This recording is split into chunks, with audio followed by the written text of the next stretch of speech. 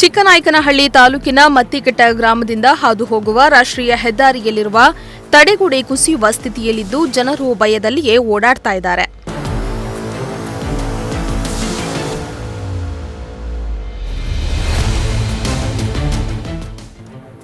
ಹೌದು, ಮತ್ತಿಘಟ್ಟ ಗ್ರಾಮದ ಮೂಲಕ ಹಾದು ಹೋಗುವ ಮೈಸೂರು ಹಡಗ್ಲಿ ರಾಷ್ಟ್ರೀಯ ಹೆದ್ದಾರಿ ಇದಾಗಿದೆ. ಮತ್ತಿಘಟ್ಟ ಕೆರೆ ಏರಿಯ ಬಳಿ ಕೆಲ ತಿಂಗಳ ಹಿಂದಷ್ಟೇ ಡಾಂಬರು ರಸ್ತೆ ನಿರ್ಮಿಸಿ ಇಕ್ಕೆಲಗಳಲ್ಲಿ ಕಬ್ಬಿಣದ ತಡೆಗೋಡೆಗಳನ್ನು ನಿರ್ಮಿಸಲಾಗಿತ್ತು. ಆದರೆ ತಡೆಗೋಡೆಯು ಟಾರ್ ರಸ್ತೆ ಸೇರಿದಂತೆ ಕೆಲವೆಡೆ ಕುಸಿದಿದೆ. ಇನ್ನು ಈ ಹೆದ್ದಾರಿಯಲ್ಲಿ ಹೆಚ್ಚು ವಾಹನಗಳು ಸಂಚಾರ ಮಾಡ್ತಾ ಇದ್ದು, ಯಾವುದೇ ಸಂದರ್ಭದಲ್ಲಿ ಕುಸಿದ ಭಾಗದಲ್ಲಿ ಟ್ರಕ್, ಲಾರಿ ಓಡಾಡಿದ್ರೆ ರಸ್ತೆ ಪಕ್ಕದ ತಗ್ಗಿನ ಪ್ರದೇಶಕ್ಕೆ ಬೀಳುವ ಅಪಾಯವಿದೆ ಎಂದು ಗ್ರಾಮಸ್ಥರು ಆಕ್ರೋಶ ವ್ಯಕ್ತಪಡಿಸಿದ್ದಾರೆ.